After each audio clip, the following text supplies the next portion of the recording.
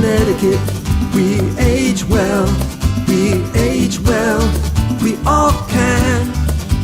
In Connecticut, we age well in every town across the lifespan. Welcome to the Age Well Academy, celebrating that our communities are stronger when we all belong. The Age Well Academy is produced by the Connecticut Age Well Collaborative, a statewide, cross-sector initiative that fosters communities where we all thrive as we grow up and grow older. Learn more about aging, dementia, and disability-inclusive communities at ctagewellcollaborative.org. The Age Well Academy is an initiative of Connecticut Community Care, providing care management and transitional support services and helping people thrive at home with active and meaningful connections to their communities. In addition to Connecticut Community Care, the Connecticut Age Well Collaborative is also generously supported by the Point 32 Health Foundation, working to support, advocate, and advance healthier lives for everyone. The State Department of Aging and Disability Services, maximizing opportunities for the independence and well-being of people with disabilities and older adults in Connecticut. This past year, the Connecticut Age Well Collaborative led its first ever Community Leaders Fellowship, a program to empower local leaders toward advocating for deeper aging, dementia, and disability inclusivity.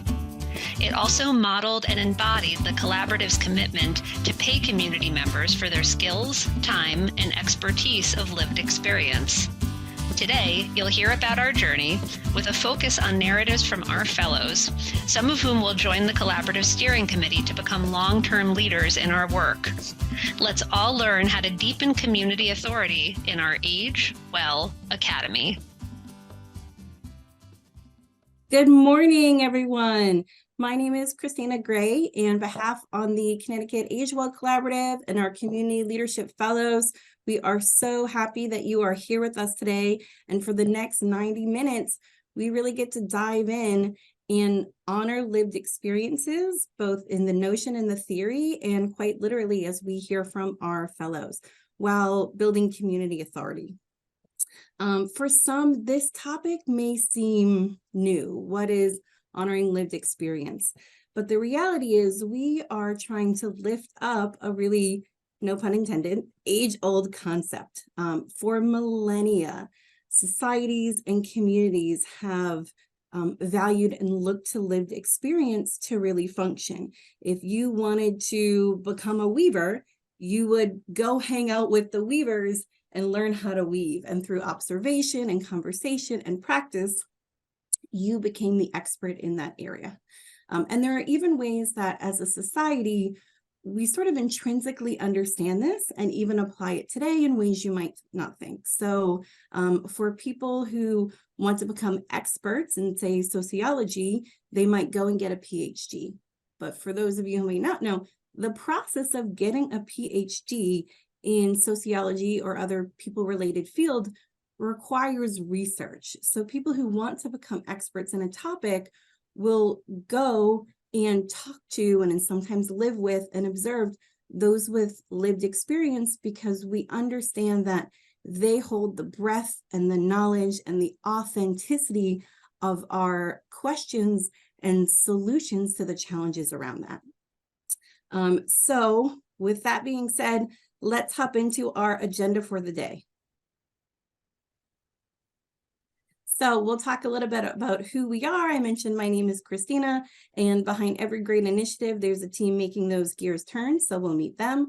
We will talk about system change. What does that mean and how does it apply in this context? In part of our agenda, we will also talk about what is the creation of the fellowship, how did we create, build, and continue. Towards the end, we will have a Q&A session. And you will get to ask those questions and have those questions answered by the experienced experts, our fellows. While we have time set aside at the end of the program, we encourage you to start popping those questions in the chat as they come up. We may be able to answer in written form, or we'll get to them later. We won't be able to get to all of them, but we'll try to get to as many as possible. And then we'll talk about what's next. So meeting our team, let's talk about that team. So I mentioned my name is Christina, but Alyssa, Randy, and Karen have been here since the design and creation of this fellowship. You will get to meet and hear from each of them today. I was brought on recently to this team, and a big part of my role is going to be the what's next. How do we build on the lessons learned, learn from mistakes, and expand what's really been doing well? In addition, who's not pictured, we have our communications consultant, Leslie, who everything that looks beautiful, that logo that Alyssa is holding, she designed. These are a subset of our fellows. Many of them you will be able to hear from today, but it's always great to put some faces to names.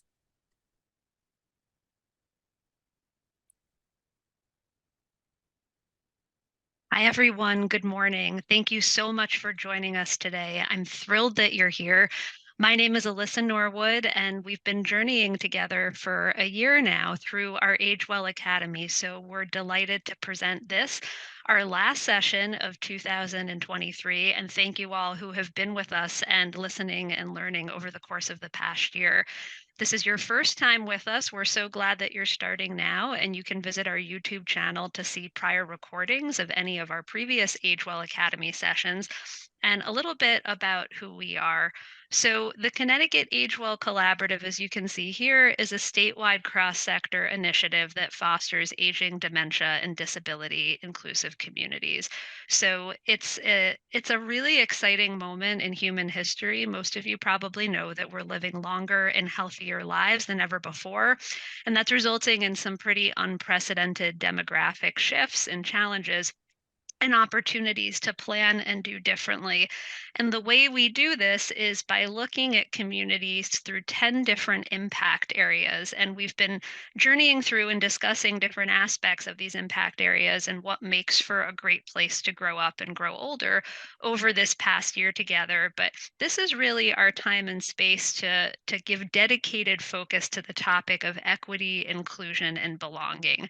And what does that mean, and what does that look like? So today's topic, as you've heard, our time together, we're calling it Honoring Lived Experience and Creating Community Authority. It'll be posted with the rest of our sessions on our Age Well Academy YouTube page for those that haven't been able to sign up and be here live, or if you'd like to go back and reference previous parts of it.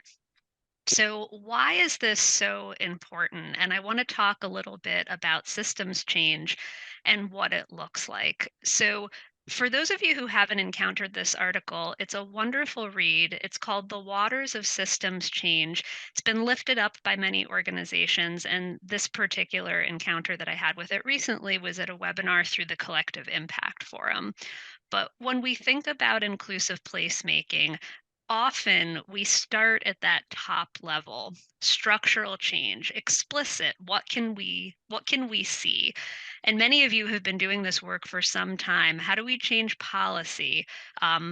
Creating new ordinances, implementing a complete streets policy. How do we change practice? How do we do things differently in community? And then, of course, the resource flow. How do we allocate limited and precious resources, whether it's dollars or time, to effectuate structural change? And that's all critical and important work. But what's often unseen just below the surface are all of these other conditions upon which structural change is predicated. So at the bottom of this pyramid, transformative change, mental modes. What does it look like in terms of encountering our own frame in terms of how we see the world? How do we think about aging? How do we think about dementia? And how do we think about disability? And then right above that, how do we operate in relationship to one another, and what are the power dynamics in a community? So these are the two areas that the Connecticut Age Well Collaborative is focusing its work on. This slide is here for reference in the deck. You can have access to it afterwards to understand how each of these are defined, but I wanted to start here so that you can all understand how and why we do our work. So The next area that we're going to be focusing on, and the topic of future discussion and webinars at the end of this year and moving into 2024, is going to be looking at ageism and ableism. So the terms are, as you would imagine them to be, it's stereotype, discrimination, and prejudice that's directed toward other people on the basis of age or ability. It's deep, it's pervasive, and probably very surprisingly, it has massive impact.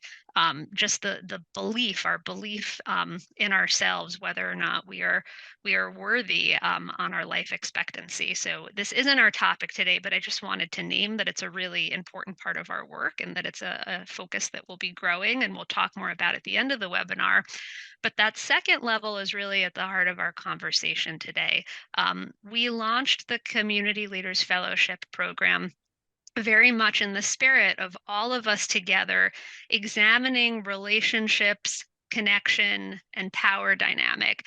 And I want everyone to hold themselves lovingly in this space, because inclusion work, intentional inclusion work, is really hard. And just awakening to the importance of doing our work with kindness and compassion, knowing that doing this work takes a tremendous amount of time and space, and understanding that running municipal government is difficult work, and we really honor and applaud that you're here today to move beyond simply just survival mode and thinking about, well, how do we really thrive, and how do we move forward in a way that we're meaningfully including community. So with that, I want to transition over to Randy, who has been our incredibly valued thought leader in helping us create the Community Leaders Fellowship program. So Randy, I'll turn things over to you to take us through this next part.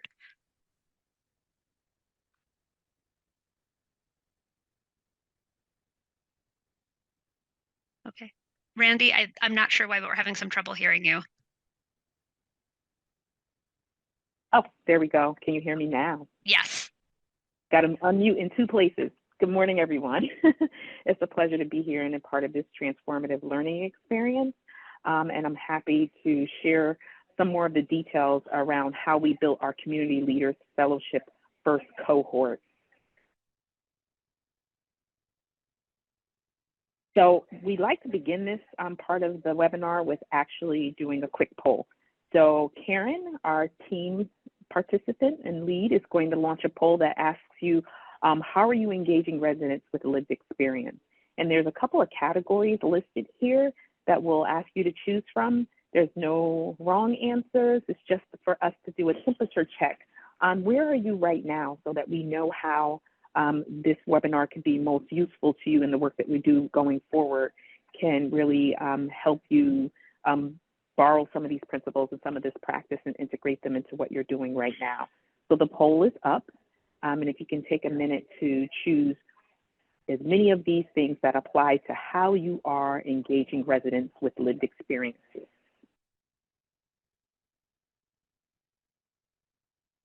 And as soon as the poll is complete, we will move forward on our next part.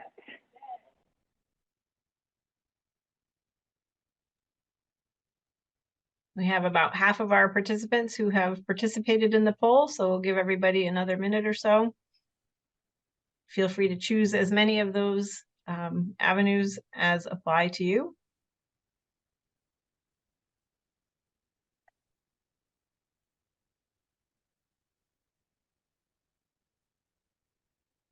As you're looking at the poll, we're at no engagement yet, meaning that you will do it at some point. Newsletters and announcements, surveys, town halls, focus groups, advisory groups, steering committees, representation and leadership, community-led task force, project delegation to community groups, community-driven initiatives. Which of these apply to you? As many of them that relates to the work that you're doing right now is what we're asking you to let us know about. All right. I think we're at about 85% participation, so I'm going to end the poll and turn it back over to Randy. Thank you, Karen. So we should be seeing our poll results in just about a second. Are we going to show them? All right. So from what we see here, it looks like your engagement strategies are kind of equally spread out throughout. So we have a good representation of people. Kind of the top ones seem to be, newsletters and announcements, surveys, some focus groups, advisory groups, and steering committees. And then there's sort of on the other parts of that, a little less representation of leadership, community-led task force, and project delegation and community-driven initiatives. And this is definitely not a space for looking at what we're not doing. We hope that this is a space for you to lean into what's possible. And we just know that from this poll, hopefully different parts of what we share today from the fellows and what we've learned as the team along the way can help you increase in some of these areas. So with that said, I'm going to turn it over to Christine, who's going to talk about our engagement strategy. So we talk a lot about moving from community informed to community involved to community driven. So you can see that in each of these boxes, those activities are broken out to where they might fit on the scale. And I want to be clear, there's no hierarchy of these activities. Surveys are great. A lot of folks are doing surveys, and later you hear about a survey that we're doing. In addition, it's really useful to be aware of where you are when you're deciding where you want to go. So if you're in a place where you're saying, okay, we want to deepen community authority, we want to further honor lived experience, then it's useful to look at some of those activities and methods for engagement that are further down the arrow.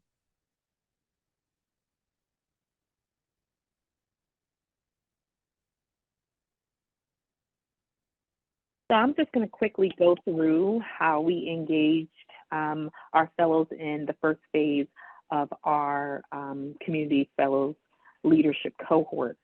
So we began with, they began because I was the consultant identified. They began by reaching out and seeing which consultant that they can engage at the Connecticut Age Well Collaborative to really go on this journey.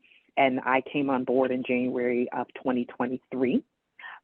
We met, Alyssa and Karen and I met weekly really to devise our strategy about how will we get the word out? How would we be intentional about creating a diverse community of participants, right? And what would be the ways in which we would gauge those participants when we got them on board? So in February, we began our first phase of recruitment. What we did in terms of how we recruited is we used our individual networks. We used current networks that are really engaging participants related to topics of ageism and aging in the community, as well as people with diverse living experiences along the dementia pathway. We tried to make sure that we reached out through various modes of getting the word out. So there was some in-person printed flyers as well as digital copies of flyers distributed across many different mailing lists in different community spaces. And so we really just made sure that we got the word out through the various methods of communication that people would like to or most likely be able to receive information, which included going to places where people do their everyday tasks or everyday navigation. So even included laundromats in that, community libraries, senior centers, right? So we made sure that we got the word out to all those different places after we were very thoughtful in crafting what the application process would be like and how would people be able to apply. So I forgot to start with that first. So we spent a lot of time really trying to create an application that was fully accessible by anyone who this application would come across, right? So if you happen to find out about the Connecticut Age Well Collaborative Community Fellow Leadership Cohort through a printed flyer in the library, right? There was a QR code there that people can scan to get a digital copy, but we also had a phone number and email address where people can reach out to either one of us directly and do the application over the phone. And so some people we did help do the application over the phone. We used software that made sure that the screen, if it displayed on the screen, that it was fully accessible for anyone who was accessing it digitally. And there was, the ability, if people needed to access a paper-based application if they wanted to get a paper-based application. So We asked questions. We didn't want to make it a very long, extensive application, but we asked enough questions to make sure we fully understood who was going to be a part of this experience. And so we asked a question. Instead of going in with a prescriptive list of how do you identify, we just said, hey, tell us about yourself, and what are the communities that you see yourself a part of, right? So we listed all of the ones that are common to our lived experiences, but also some expansive ones that we don't traditionally think about. And then we left space for people to actually identify themselves. Tell us how you identify. And so we wanted to make sure that we understood who was applying, but we also wanted to communicate that this was an inclusive process and that everyone could see themselves as a part of this cohort. We were really intentional about really trying to make sure that the people who we recruited into this community were people who are usually mostly impacted by the policies that are enacted in their local communities, right? And so we wanted to make sure that people all across the identity spectrum was included in that, as you can see for the communities question. And we took that information as a way of gauging who was a part of it. When we went to select the participants, our preferred participants would be aging, living with dementia, living with a disability, or acting as a care partner for someone who is. Identify with historically marginalized groups. What do we mean by that? That's also all across the spectrum. So there's the common identities that we think we can tell on the surface, which is, our race or our gender. But then we also wanted to make sure that we were including people who had different sexual identities, different ways of identifying their gender that we necessarily may not see on the surface. What is your religious or spiritual affiliation, your educational background, your housing status? So we wanted to make sure that we were prioritizing those groups who are not usually a part of these types of experiences and conversations. We definitely prioritized folks that we asked, they self-identify where their income was. And so we wanted to prioritize people who were in the low income spectrum and have an interest in community organizing and social justice movements. Part of this is really about honoring lived experiences, but we wanted to uplift and support individuals who want to become change agents in their local communities, as well as part of the Connecticut Age Well Collaborative Steering Committee going forward. And we wanted to make sure there was people who were willing to share their lived experiences and feel comfortable doing so. And we'll get to in a moment how we were able to do that. And so part of the application also was asking people, why do you want to participate in this fellowship?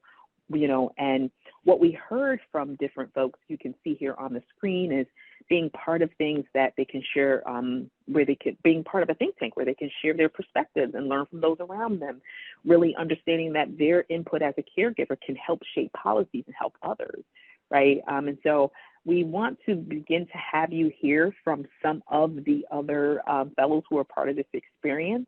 And so we're going to start with one of our community fellows, Claudia. I'm going to ask her to bring herself on. And I want to have Claudia share, just as a participant on the fellowship, the importance of participating in this fellowship, because that was one of our central questions. Your why, like why would this make meaning for you? What would this do? How would this impact your life? And Claudia's story really captures a lot of that. So I want to have Claudia actually come on and unmute herself to share her story about the importance of participating in this fellowship. Thank you very much Claudia. for having me. Thank you. Thank you for having me.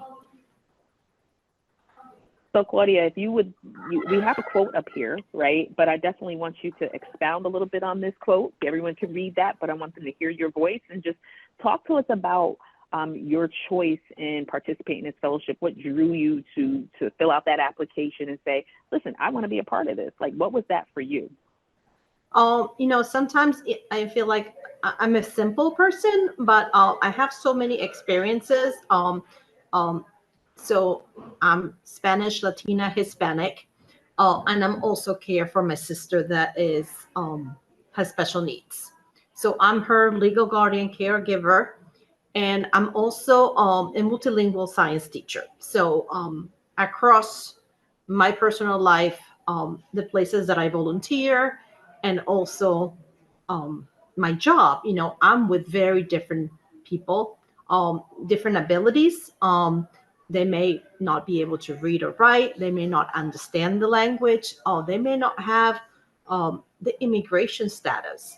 So this was an opportunity for me to be part of this collaboration and really think about my community, right? Like if we're going to be doing something, have that perspective of maybe we can do this or this.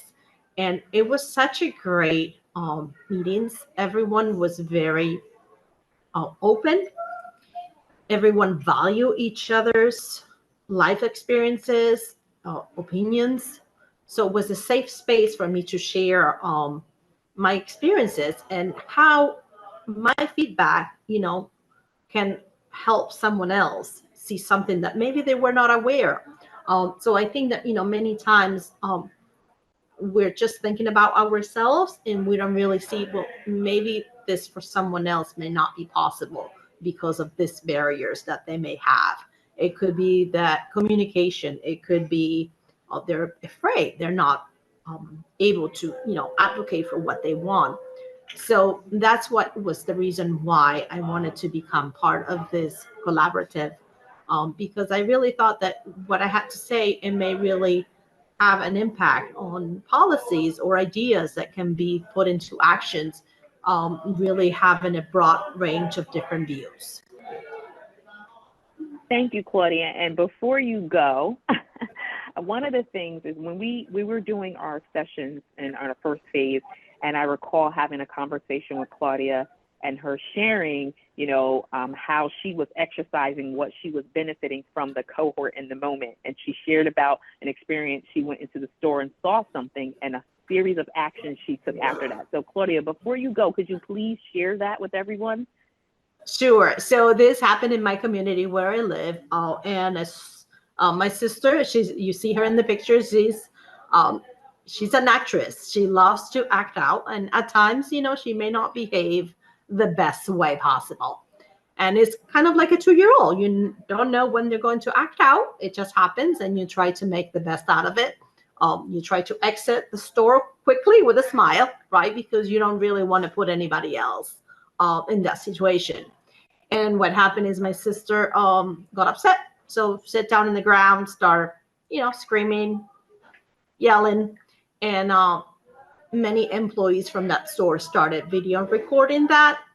And the manager from the store came in and told my sister and the caregiver at the time to leave the premises and never come back. And I was like, wow. Because like it or not, we're in a society where there's a lot of people with disabilities. There's lots of children. Children do the same thing. We're not recording them. We're not telling the parents, oh, you need to leave. Also, the pandemic has played a huge impact on people with more mental issues, depression and things that they're not feeling their best. So I saw like, no, this is not okay. So I wrote a letter, no answer. I wrote another letter, no answer. I went and I walked the letter. And then I was able to, talk with a supervisor. And I explained, this didn't happen in your shift. But, we need to do better. We cannot have a supervisor saying that. We cannot have employees recording someone having a meltdown. So my suggestion was we need to train the employees what to do when something like this happens, because most likely the best thing that they could do is oh, sir, what can I do to help you? Right. That maybe give me space for 5 minutes. That maybe bring a wheelchair so I can exit. That maybe hold my purse so I can walk out. But really ask me, what do I need, instead of you need to leave.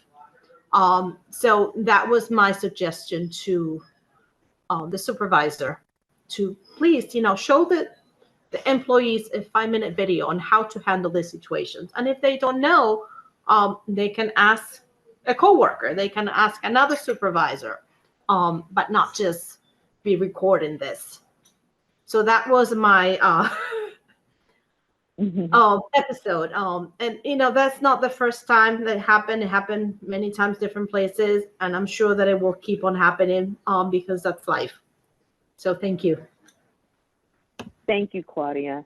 That is such a wonderful story, and it just shows you the power in bringing people together and empowering them with the tools to use those lived experiences to offer suggestions for how we can move forward and do better for our communities.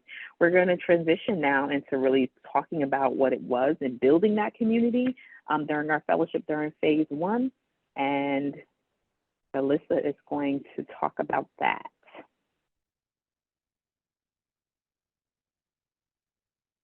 Hi again, everyone, and Claudia. Oh, actually, go for it. Oh, so right. This is all about creating spaces of authenticity. So we have lots of great hands doing this work. Randy, I'm happy to talk about it, but why don't you keep going? Yes, thank you. I appreciate that. So I'm going to talk a little bit about that. So we talked about that recruitment process that we developed.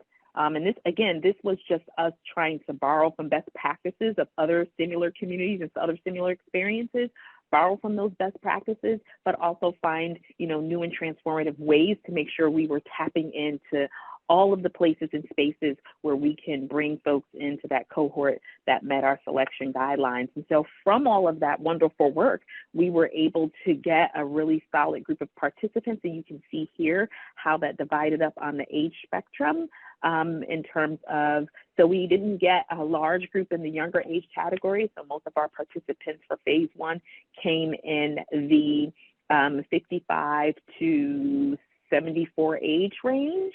And then it was spread out over the county. So this is not the only the 3 towns, but I looked at the counties where those applications came in from. And I don't think this was reflective any of kind of like our efforts, because we made sure we definitely recruited across the state, but it seemed like we were tapping into certain areas where there was a sense of people who were looking for something to engage in due to issues connected to where they lived, right? And so those counties we have here, we got 9 participants from New Haven, and then we got 5 from Hartford County, 5 from Fairfield County. And so then you saw in that application, we tried to really understand, well, what other communities, right, do people fall into? And so when we looked at, we analyzed the data, we saw we had a lot of folks who were applying to this experience who were care partners for others, or living with a disability themselves. And then when you look at housing status, we didn't have much diversity in housing status. Most of our participants were homeowners, right? And then we wanted to also understand if people were in the moment having an experience we could help with. So we asked about if they were having trouble paying their rent or mortgage and who were renters. And so we didn't have a lot of diversity on the housing status end, and most of our diversity in this first cohort really comes in people who are having a relatable experience to the topic, right? So we are focusing on aging, right, as well as creating disability inclusive communities. So we did attract those types of applicants, which is great because we're trying to center the work that we're doing on lived experiences. So we know we have people who are actively engaged in this topic who have those lived experiences. We also noticed that we didn't necessarily get a diversity in the low income area and the BIPOC community. And there's all types of things that we can think of that we can dive into further to really examine that. But it's a lesson learned for future cohorts as we move this about how we can be more intentional about making sure we're bringing those voices in. You'll hear a little bit about why that's important when Christina talks about intersectionality a little bit later on, because we do know that when you resonate with more than one of these community identities, that your experiences change. And so now we're going to transition to Alyssa, who's going to talk about how we establish that safe space to get the experiences like we heard from Claudia so far. Thank you, Randy. And I hope that you're all hearing in our narrative.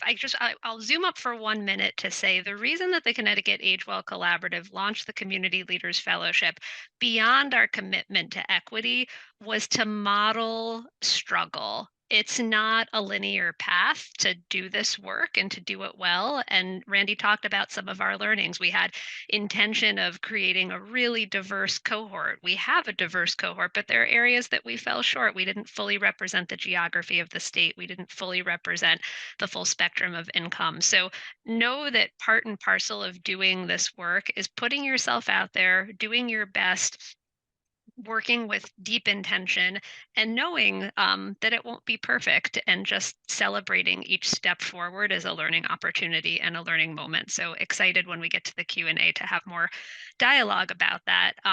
But one of the things that I'm really excited about that I think we did really well was create a safe space.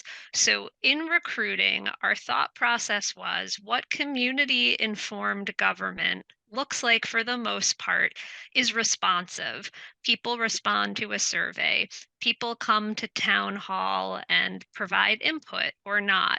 But that cohort that's captured isn't representative necessarily of everyone in the community, and there are barriers to participating in those spaces. So our goal was to create a really intentional, safe space for people to share who might not feel comfortable completing a survey and not know what's going to happen with their data, or might not feel comfortable coming to a town council meeting and providing feedback. So we had 2 cohorts. We had 20 individuals who participated, and we had a maximum of 10 participants in each Zoom room. So we had one cohort that met on Monday nights. We had one cohort that met on Thursdays. We made a decision not to record our sessions so that people would feel comfortable being really open and vulnerable, as Claudia mentioned. And we also asked people to make a selection with respect to the use of their information. So there was a whole range of choice where people could simply just have a quote only, the use of their voice and their quotes, but no image, or image, voice, names, and quotes. So you'll see all of those manifest in the way our different fellows who are sharing today in this presentation are choosing to give of themselves and to talk about their journeys.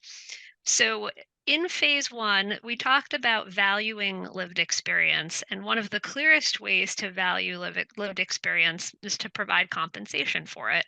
So all of our fellows participated in phase 1 through a series of 3 virtual meetings, and their total compensation for that opportunity was $150, a compensation that combined both actual money. They could receive it in the mode of their choice, whether it was in the form of an electronic gift card or a check, as well as DoorDash gift cards. And over the course of those 3 months, you can see our agenda here. We moved from a space of trust building and visioning to one of providing some training and information about what ageism and ableism are and creating systemic change, and then working together to start creating some specific recommendations for municipalities. And then from that larger group, we gave fellows an opportunity to advance to a second phase of the fellowship. So one of the core questions that we asked repeatedly throughout that first phase of our program was, in your community, in terms of aging, dementia, and disability inclusivity, what works well, what feels hard, and what can improve? And although many of us are here today as professionals, part of the invitation is to move past this frame of otherizing, that aging, dementia, and disability, that happens over there. This is our shared journey. We're all either personally touched by this in our own minds and our own changing bodies, or through people that we love. So I invite you to reflect and think on these things, and throughout the course of the rest of the webinar, feel free to, in your personal live life, to think about these questions, and feel free to answer them and share with the broader group. In terms of how we collected this information, we honored diverse learning styles. So we kept cycling through and coming back to these questions again and again to give people different ways to answer them. We had the full group discussion format with all 10 people in the room. We used breakout rooms. Randy conducted one-on-one interviews with our fellows. There was a homework option where we invited people to respond in any format they wanted, from artwork to poetry to photographs to creating a PowerPoint to writing an essay. So we got some really interesting responses. And then we used a Jamboard. So just to give you one visualization, sort of putting things together on how towns can be more inclusive. Many of you have seen this kind of iconography where the words that are more frequent are pictured and visualized more frequent and also in larger text. So you could see at a glance that issues of community accessibility, housing, and affordability were huge themes. And there's lots more data to mine here, but for time and brevity, I wanted to just focus more on process and hope that all of you in your decision making to be more aging, dementia, and disability inclusive can model some of our learning around providing multiple modalities. So with that, I do want to turn the floor over to another one of our fellows and her narrative as she explored these questions on what she identified as important community level issues. Before my retirement in 2017, I thought my retirement would be a period of enjoyment, traveling to see new things, visiting friends, relatives. But the reality is much different. With my husband, my late husband, that is, came down with cancer, everything changed. I thought, of course, at that time, no problem, we'll hire somebody else. But the real reality is that I need to take care of him. There's no one else can take care of him better than I did. So I went through a period of really struggling, trying to take care of my work and take care of him. After he passed away, I also came down with my own problem, not the least, broken my wrist, my dominant wrist, so I couldn't drive for 3 months. With all these lessons learned, I thought I would like to share with you what works, well, what I wish it will work better for me. The number one problem that I find is transportation. In many parts of Connecticut where I live, including the suburban area, public transportation is very spotty, if not available at all. Taxi, Uber, Lyft is not only unreliable, well, they don't always show up when they say they will, and it's also too costly for all the medical appointments like doctor's appointment, imaging appointment, blood draws, surgeries. Often elderly has to go to those kind of appointments several times a week, and sometimes multiple appointments in one day in different area, and the cost could really add up. In addition, we have to go to pharmacies, groceries. So for me, I think that is the number one problem. And the second, if I can add two more of my lesson learned, was that social isolation was also a problem. I mean, we all know elderly has high risk of social isolation, and that leads to deterioration of the quality of life that they lead. And probably another thing that I can think of is housekeeping. So these are the lessons that I've learned or things that I realize would impact my life, to have a very positive impact in my life if I were offer these help or services. So I hope this will give you some idea as of what I went through and what could be a great help to me should I be in that situation of needing help again. Thank you. Julia, thank you. And I just want to name Julia's here today, as are all of our fellows, even those that chose to pre-record. And there's nothing more valuable when we talk about valuing lived experience than the courage it takes to be vulnerable and share your story. So I'm incredibly grateful and excited to continue the conversation.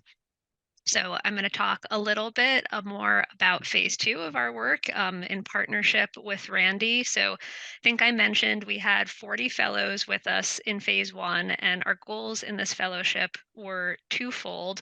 One of them was to live our values and to make sure in the early stages of our work that we were informing our own direction and prioritizing our own resources according to the voices of lived experience. And the other was to make sure that we embedded leadership in our structure, the Connecticut Age Well Collaborative structure, that included and valued and lifted up long-term lived experience. So phase 2 of our work was an opportunity to evaluate what happened in phase 1 and learn and grow and move forward. So Randy evaluated not just the applicants that participated, and not just the participants in our program, but also the applicants. So who applied and ultimately didn't participate. So we had some learning and reflection and opportunities and challenges around there.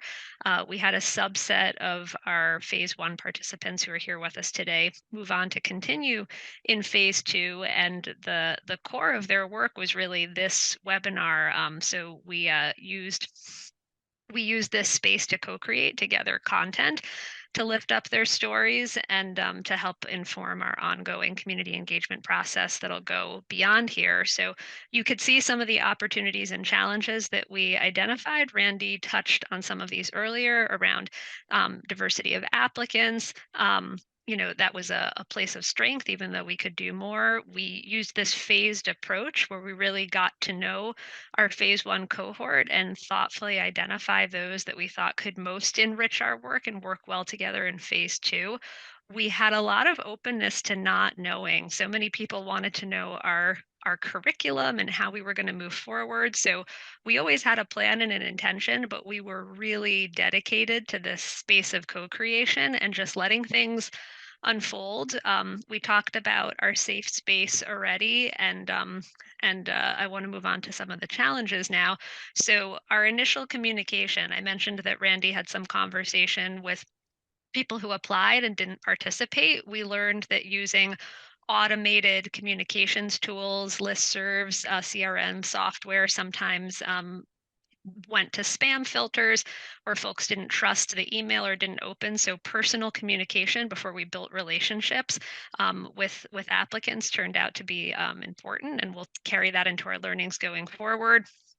In terms of staffing and capacity, Christina mentioned that she's new to our team, but in the beginning we struggled. So having someone with a dedicated focus in this space is really important. We had a group of people that all were comfortable English speakers, but in the future we'd like to secure translation services to make this space accessible to anyone, regardless of primary language. Storytelling while honoring privacy. So I think we threaded the needle as well as we could have, but we aren't able to share the full breadth of everything that happened in the space, because the same container that created a really safe space also means there are things that we can't uplift. And then finally, doing this on a statewide basis is exciting and amazing, but we think that doing this locally going forward will be even more enriching. So with that, I want to uplift the story of another one of our fellows. So next we're going to hear from Cynthia, who speaks really beautifully and articulately on both walkability and the importance of being seen. I moved to Hamden about 10 months ago, and I really love it. It's considered more walkable than any other town I've ever lived in. It has a lot of sidewalks and a lot of businesses. And within 3 miles of my house is the library, a post office, a bank, I mean, multiple businesses, and I can walk to the doctor. I've never had that experience before. So I was really excited about living in what's considered a very walkable town. There's also a bus stop about 2 blocks from me on the other side of Whitney Avenue, which is a 4-lane Route 10 highway. And that'll take me everywhere into New Haven and beyond. So I thought I was really lucky, and this town was really walkable. And then I joined the Age Well Collaborative Fellowship and really had the blinders taken off. Yeah, the bus is great, but only if I can get to the bus stop. You know, people in the fellowship, we talk about aging, disability, and dementia, and I'd never really thought about it. I just knew myself as a 63-year-old, fairly healthy, I can walk anywhere. So to get to the bus stop, I walk down my narrow street, it doesn't have sidewalks, and then up a steep hill to get to Whitney Avenue. Then I step up over a substantial curb in order to cross a grassy area where there's no sidewalk and the terrain is really uneven. Then I step off a curb and pass through a parking lot and then step up again to get to the cross lane at this busy intersection of a 4-lane highway. Then I cross there because I'm fast enough to get across the road before the light changes. And then I have 2 blocks worth of sidewalk to get to the bus stop. And I can do all this as long as there's no snow and ice. The problem is, now that I've heard from all these people who cannot get to the bus stop or have family members that cannot get to the bus stop, I can't stop seeing those people. You know, the thought of my aging or disabled neighbors being trapped in their homes now really bothers me. So I just see them all the time now. I see every walker, I see every cane, I see every person who walks a little too slow to get across before the light changes. Disability and its variations, inability, can be so invisible that I've gone all these years without seeing them. And I recently attended an outdoor music event and saw a couple who were probably in their late 70s dancing in an area that was kind of paved for dancing, and it was on a town green. And if you saw those people dancing, you would think, well, they'd have no trouble getting to my bus stop. But before they went out there, I saw the struggle to get him standing from his chair. And then he had to lean heavily on this woman to get across the uneven terrain of the grass to get to the dance area. So I'm starting to notice so much since joining the fellowship. Like if someone says, oh, my 80-year-old neighbor loves to sit by her window watching birds all day, the first thing I think of is because she probably can't get to the bus stop in our very walkable town. This fellowship has opened up everything for me. I mean, my eyes, my heart, and we can't let ageism and ableism keep our neighbors trapped. And we have to use words like ageism and ableism to have a starting point. This is where our thinking has been. This is where my thinking was, and evolve a new way of thinking. And that's what my participation in the Age Well Fellowship did for me. It opened me up to see more, and now I can't unsee it. So I hope that the wonderful work that people do in their communities to make their towns more livable can really include all of us, not just the people that you see or the people that show up for meetings, but everyone who might be hidden to you. Thank you. Thank you, Cynthia. We're so grateful for your sharing. I moved to. So I want to talk a little bit more about the next phase of the fellowship, and I'm going to turn it back over to Randy, who's going to walk us through this portion of the presentation.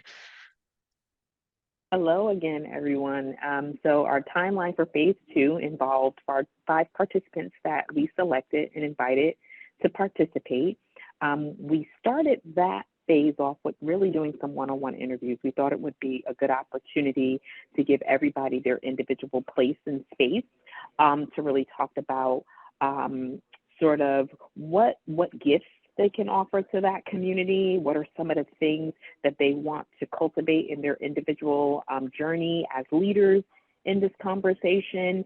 And then we did ask some questions about sort of the practical things, like what would work well for you in terms of when we meet, does in-person work, does virtual work, what time of day would work best for you, how far are you willing to travel, and we took all of that data and we kind of made some decisions, right? Really just honoring the folks at the table. One of the things about these types of experiences is you can go in with a very prescriptive method of how you'll do this, or you can go in with more of a skeleton of how you want to do something, and then allow the participants who are building the experience really center what you do when you move the process forward on what works well for them. So we were really intentional about really asking all of these questions so that we wanted to make sure that everyone could participate in the ways that work for them. So Alyssa talked earlier about how we asked questions, ways people can give feedback, and we had some surveys. And so for phase 2, we wanted to make sure that we gave that personal touch, to have those one-on-one conversations with myself, learned a lot from those conversations that helped shape where we are today and the steps in between today and a couple of months ago. So we started with an in-person kickoff meeting. We found that most of the people around the table were comfortable getting together in person. If transportation was a factor, we worked out some things on our end to make sure people were able to actually get to the meeting and get back home safely. We chose a time of day that didn't disrupt other life things happening for people. We chose a distance that was comfortable for everyone based on how they responded in those one-on-one interviews. We checked in on compensation, right, to say, hey, was what we offered you enough, or how could we do more to honor your engagement at this level? And we got some feedback and responded to that feedback on compensation. And then after that first kickoff meeting, we had 3 additional 90-minute virtual sessions to really understand how would we uplift everyone's experience coming through this cohort, right? How did they connect participation in this cohort to their lived experiences, and what would they share with an audience who would want to take these things under advisement and consideration and possibly go on similar journeys themselves in their local municipalities. And so through that one-on-one interview, we also had conversations about, past this engagement that you're all a part of today, if you wanted to stay involved with the Connecticut Age Well Collaborative and really embark on this journey to be a part of the steering committee, what can we do to make that accessible to you? How can we remove any barriers to participation and things like that? And we collected all of that data, shaped where we are today. And in November, those who want to join the steering committee would have the opportunity to join the steering committee. So this was our timeline for phase 2. And this is how we've come to where we are today, and how this fellowship is also building that future leadership pathway going forward. So now we're going to hear from one of the other team members, Karen, that talked about other considerations that we made to make the participation for phase 2 accessible. Good morning, everyone. I wanted to share just a few additional thoughts on the spirit of our message today, that is talks about ensuring that all community voices and experiences are valued and heard and seen. We strive to set examples of best practices in accessibility and inclusion. It was important to us that all the participants could perceive and understand and navigate and interact with our electronic and printed information, and have the opportunity to be active contributing members of this process. Here are just a couple of things that we considered as we looked at different aspects of the process.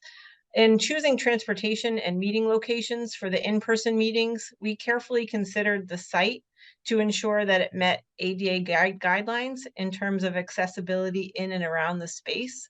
Did it have easy and convenient parking? Were there ramps, elevators, accessible restrooms? Would the physical space and room setup accommodate someone using a wheelchair or a walker? Was the location itself accessible by public transportation, walking, or even biking? And we tried to include instructions for all modes of getting to that location in pre-meeting correspondence. For one of our meetings, we actually even provided transportation for some of the participants to make sure that everyone could attend. So much of our communication these days is via email, websites, and Zoom, and it's important to consider and ensure that those communications are accessible in their setup and that options are available for those with hearing or visual disabilities. For example, ensuring that a website is usable with a screen reader and describing what's on the screen when you're screen sharing on Zoom is helpful for someone who has a visual disability. In the same way, enabling captioning on Zoom or having a sign language interpreter is helping for someone with a hearing disability. For in-person meetings of more than just a few people, always using a microphone is best practice. Jot forms, I think Randy mentioned it earlier. It's a tool that we use for conducting surveys and collecting data, and it has a great accessibility feature to make sure everyone can use those tools that we send out to them. Don't assume or wait for someone to ask for something. Providing these accommodations should just become part of your planning process. We also understand that everyone uses technology at a different level and that even basic access to technology differs. So we provided surveys, as Randy had mentioned, via online links, but also on paper. And we even offered a phone number if people needed to participate in really low-tech ways. For one participant, we had they were using an older model laptop, and we were able to provide her with a webcam and an adapter so she could fully participate in our Zoom fellowship meeting. We took the time to work with her to make sure she could connect and practice beforehand. And another tip is that an in-person meeting providing large print materials is also a best practice. Another consideration that we strive to keep in the forefront of our planning is dietary requirements. We recognize that there are a lot of dietary restrictions, but I wanted to share from someone who is required to eat a gluten-free diet. Almost nothing can make me feel more welcome and included at a meeting than seeing that someone provided gluten-free options in what they were serving. So taking that into consideration when you're planning and hosting meetings or things like our fellowship meetings. I wanted to touch on the forms of compensation. Alyssa had mentioned this earlier. We did offer two options, e-gift cards and checks. We learned that e-gift cards can be somewhat difficult to track for us and sometimes cumbersome to access for the recipients. We also recognize that some folks might be reluctant to provide the information that we require to process a check, namely a W-9. So we think that providing options is important, and we are continuing to look at the best methods for that compensation. So for us, it was really essential to ensure that individuals felt included and valued within the process. Some of the things I mentioned are thoughtful ways to ensure inclusion. Others require more in-depth understanding of accessibility as required by the Americans with Disabilities Act, and that may require additional training to fully embrace and implement. Feel free to drop any questions in the chat that we can address later for you in the webinar, and thank you. Another pathway towards inclusion is intersectionality. And intersectionality has become a buzzword. Many people have heard of it. I have found that not as many people know where it came from or what it means. So it was coined by Dr. Kimberly Crenshaw in 1989, and specifically designed to describe how marginalized identities interact. So in this case, she was looking at race, class, and gender. There had been conversations of feminism that addressed gender. There had been anti-racist conversations, but there wasn't really a niche to describe the experience of women of color. So this is where her intersectionality came in, and you can see that star in the middle of that overlap between the experience of sexism and classism and racism. That was its original design a little over 30 years ago. It is commonly adapted as an umbrella term for diversity, equity, and inclusion committees as a term for how any two identities interact, And so there was actually recently an interview with Dr. Crenshaw in Time where they asked her, so it's been 30 years, this has really taken off. What do you think that means today? And she said, it's a lens, it's a prism for seeing the way in which various forms of inequity often operate together and exacerbate each other. Karen just popped a link into the chat of that article. So now we're going to take a look at how that lens of intersectionality can talk about the exacerbation of the ageism experience. So when we're talking about intersectionality, it's we know people are aging and people in our communities are facing ageism, and we want to find solutions for that. The thing is, if we just find solutions for ageism, we're missing a big part, because the people who are aging in our communities, many of them are also experiencing, in that first one, racism, sexism, and ableism, or racism, classism, and ableism, sexism, racism, or any other combination of this marginalization. And it creates a unique blend of an experience. And when we take an intersectional approach and not just look at the overlapping, but the unique blend and cumulative experience, we can start to find that the sum is greater than the parts. And this is true for other identities, sexual orientation, body size, religion, gender, nationality. And when you, as a municipality, you're looking for solutions to a lot of these problems, and the more systemic barriers your solutions address, the more issues you solve for, and the more people benefit, which is the end goal. And taking this holistic approach, particularly for those of you that already have diversity, equity, and inclusion committees, adding in aging to this piece, adding in ableism, is a great way to get started. And then your solutions for longevity-ready communities can also address racism, sexism, and other aspects of oppression. Thank you, Christina, for laying that academic groundwork. And I also want to name that there's a colloquial use to the word intersectionality. And it's a big word, but in the end, we all have multiple identities. We all have different communities that we're a part of. We all have different aspects to our lives. So with that, it's my great pleasure to introduce one of our fellows who not just is here in her capacity of lived experience, but is also the Deputy Mayor of Windsor. So Lisa, I'd love to turn things over to you. Thank you. Thank you very much. And good morning, everybody. As mentioned, my name is Lisa Bress, and I currently serve as Deputy Mayor in Windsor, Connecticut. And I've served as a volunteer on the town council as an elected volunteer for the last 4 years. And before retiring, I was an educator for 33 years, where I worked with children who had special needs. And I was also an advocate as a union leader for teachers who became disabled during their careers. So these topics are extremely important to me and part of my life's work. In my private life, I'm a person who's aging. I'm 66 years old. I'm a caretaker for my husband, who is a veteran who has had early cognitive decline, dementia. And I'm also a mother of a neurodivergent adult. And I'm a grandmother of 2 children with autism. Personally, I also am a person with a mental health condition. I've struggled with anxiety since I can remember, probably since about 6 years old. So there's a lot of intersection in me. I joined the Age Well Collaborative because I was incredibly excited about working with others to create communities that are inclusive of those who are aging and live with dementia or disabilities. Collaborating with people who shared the same goal was just inviting, and I hoped having an opportunity to listen to others' experiences would also help me be a better public servant, because this is prevalent for many, many people in our own communities.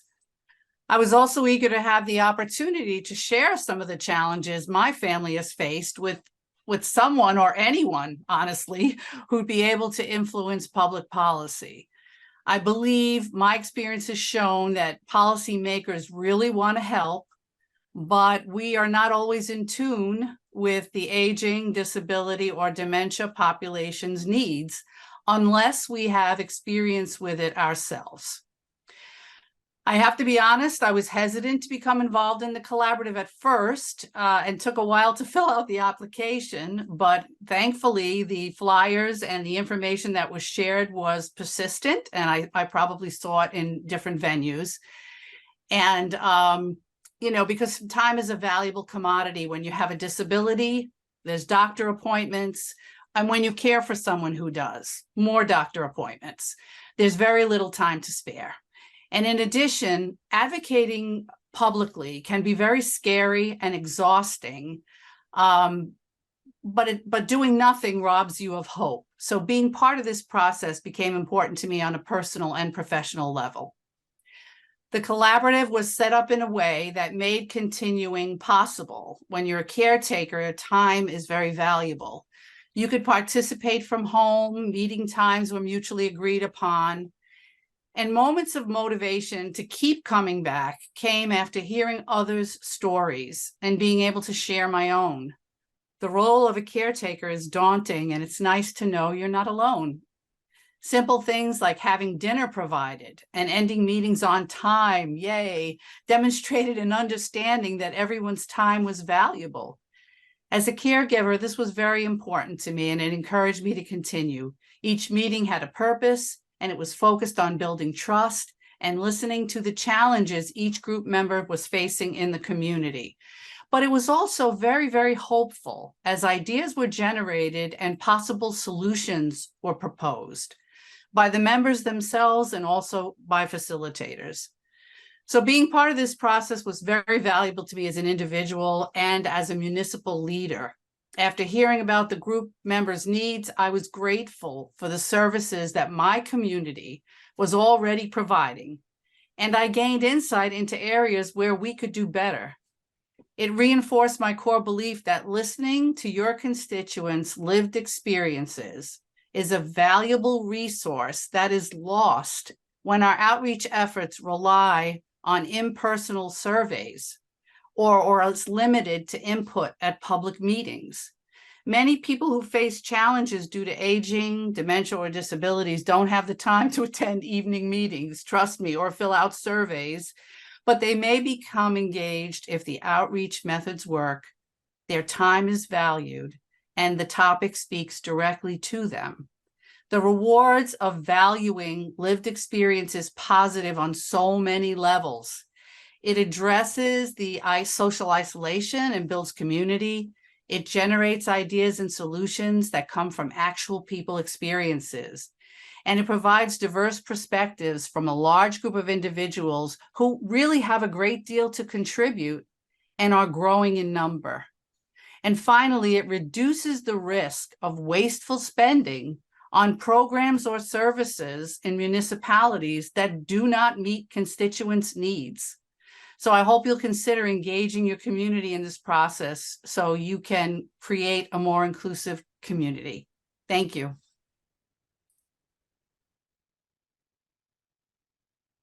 Thank you, Lisa. We're so grateful for your participation and also for your leadership. So as we move into this last segment of our conversation, I want to talk about community engagement and long-term commitment. So we really wanted to make sure that the Community Leaders Fellowship was not an isolated opportunity, but was a catalyst for long-term engagement with fellows, and that would hopefully seed transformation in each of your communities as well. So just walking you through some of our next steps, we conducted through the course of the early summer one-on-one interviews with members of our existing steering committee to talk about issues long-term of compensation. If we invited individuals with lived experience into positions of leadership, what did long-term compensation look like? We talked about the scheduling of our meetings, which were during business hours on weekdays. Was there an opportunity or a consideration of shifting that to a different time? We talked about what does mentoring look like, and all of that data synthesized and discussed at our August steering committee meeting led to a couple of different thoughts. So One, we created and adopted what we call our community partnership compensation guidelines, which articulate our valuing of lived experience and provide clear guidance in terms of process, how we do it, at what level. So that's incredibly helpful. We've changed our meeting schedule so that we now meet at the end of the business day rather than in the middle of it. And with respect to mentoring, we've made a decision that we're going to create a model that we're calling mutual mentoring, recognizing that we all have things to learn from each other. And some of our fellows might be serving in a space of leadership and haven't had board experience before, and we'll be learning those skills from our fellows. But likewise, our existing steering committees will also be learning from our fellows as well. So we'll be having our in-person annual meeting in November. Some of our fellows will be nominated to steering committee membership, and we'll have elections. And then moving forward in 2024, those fellows will help us inform the design of our 2024 fellowship program, which is going to be happening at the community level based on all of our statewide learning this year. So with that, with this commitment that we've embodied to long-term engagement, I now want to turn the conversation back over to Randy, as well as to another one of our valued fellows, and that's Teresa. So Randy and Teresa, I'll turn it over to you. Thank you. And thank you, Alyssa. And as we round out this conversation, I think we're building on this theme of intersectionality, right? And so when I think about Teresa's participation and even my role in this process, intersectionality rises to the surface as a very prevalent thing in my mind, right? Even the term and all of the research was built on the experiences of women of color. But when that term is used and applied and we develop frameworks using that research, it often leaves those women out of the conversation and they don't have the same level of visibility at all phases of the work. And so thinking of Teresa's story, which I'll have her tell as a community leader in her own right, also ran for office locally in her local community, and has been part of many initiatives like this. Her story tells us what should we pay more attention to if we really want to honor people's lived experiences, and how do we make sure that all people have a visibility in the process at every step of the process. So I'm going to stop here because I think her story is more compelling. I just wanted to set that up. So Teresa, if you can come on camera and come and unmute yourself and just share some of your experiences in similar initiatives, and what would you share with municipalities going forward about how they can do this in a more transformative way? Hi, everyone. Thank you, Randy. As a Black woman and a community advocate, I have been a part of different initiatives, and what I have found in participating in different types of initiatives in the community that I live is that during the implementation for policy changes, there aren't many people who look like me. So people of color, they aren't there at the starting stage of those policy changes, and they are the people within their communities that need to be heard. And I've watched this happen several times. And I think that is important that when communities, and not just your own community, but also neighboring communities, I feel that it is important that you remember others, and that we be conscious of sharing ideas when you feel you find something that is working in your community. It could actually work in another community, your neighboring community. It doesn't take much to do that. And I feel like that's what's missing sometimes. And those people who are closest to these issues, they're just not being heard. They're not being invited to the table. And then they're being told what the changes are after the changes have been made. And I joined this cohort because I was really hoping that it wasn't going to be that type of initiative where I'm brought to the table, and then, you know, I walk away and then nothing happens. And I've seen it happen many times. Information is given, and then within a community, information is taken, and then the community is looking for invitations to be a part of what's happening. And then the community is left with nothing, or they heard about something and they're wondering why weren't they told ahead of time. So I think transformative community engagement is so important, that people are being intentional about going into the communities and really inviting people, inviting them to the table, inviting and asking their ideas. And not just asking for the sake of asking, but asking with the mindset to truly use the information that they give.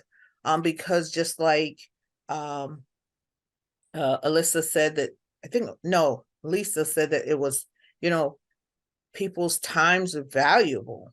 And so if someone take out the time to give you information that's sitting on their heart, then you should value that and use it, and let them know that you value it by taking it past that room.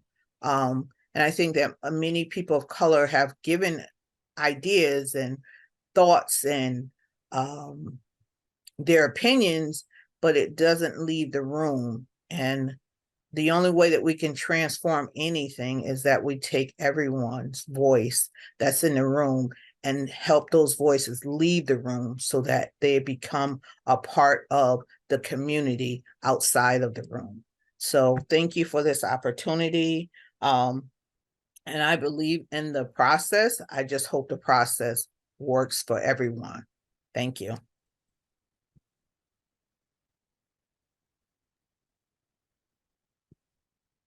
Thank you, Teresa, for that critical and beautiful insight. Definitely something to take to heart. And so back to surveys. That's the community informed part.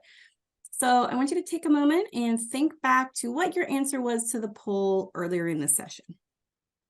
Where are you right now? And then take a moment and think, where do you want to be? What's one next step you can consider to deepen community authority and value lived experience of the residents in your community?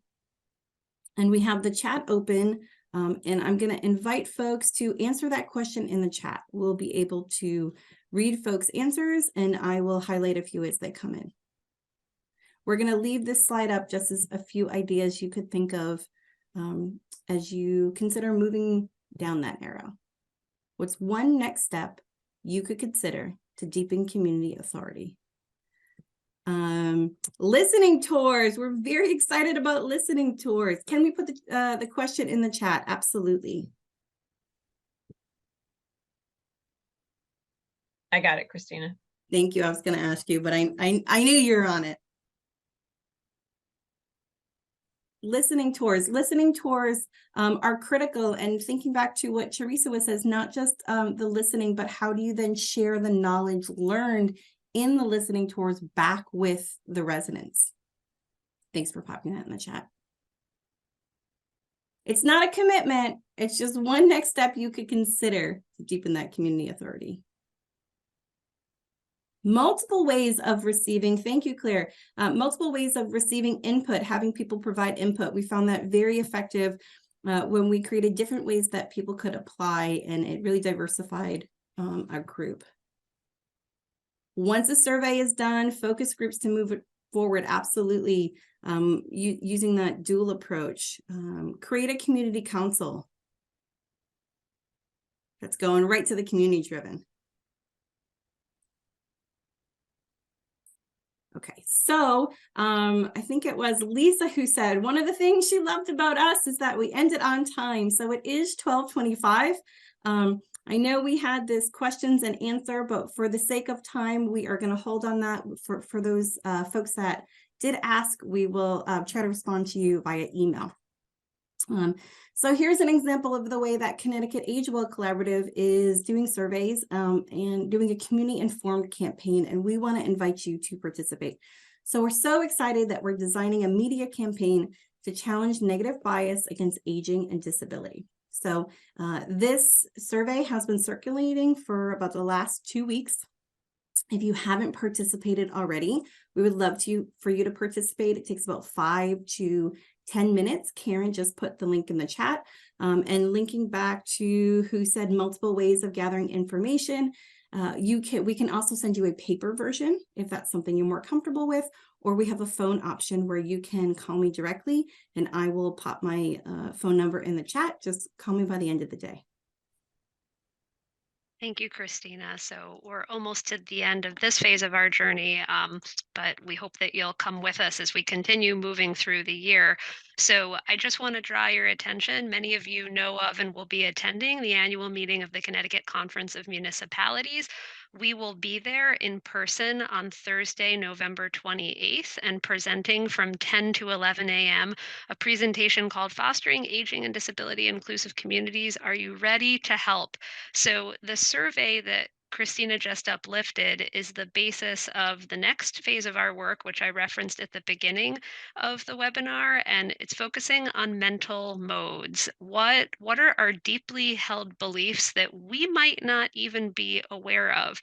We're all the product of our conditions, and it's not our fault. It's not our fault that there are greeting cards that diminish and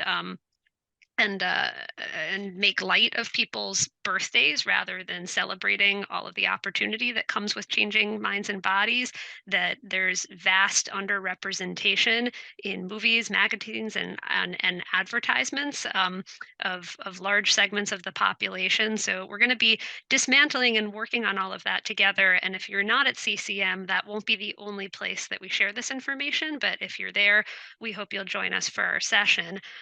For those of you who have been with us. Can I interrupt 1 second, Alyssa? Please do. The 28th is a Tuesday, not a Thursday. Thanks, Karen. No, it wasn't me. Somebody else with eagle eyes in the audience caught that. But yes, perfect. The 28th is a Tuesday. Much appreciated. So go to the CCM conference on the right day. Also, there are a number of resource guides that we've released over the course of this past year. Hopefully you've been receiving them if you're on our e-distribution list. If not, you can go right to our website, which is ctagewellcollaborative.org, and see each of the guides that we released concurrent with the previous 4 Age Well Academy webinars. So our next resource guide relating to building community authority and honoring lived experience is forthcoming. So watch your email, and when it's written and released, we look forward to sharing it. It'll be an articulation of much that you've heard in the webinar today. So I referenced mistake making before, so I just wanted to close by quoting Albert Einstein, who said, "Anyone who has never made a mistake has never tried anything new."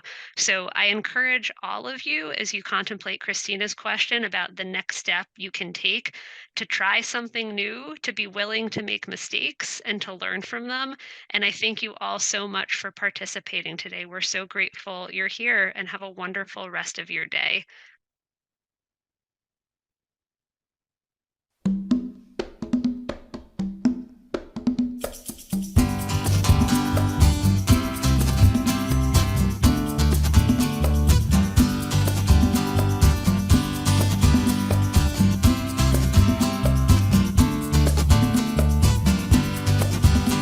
Connecticut, we age well, we age well, we all can.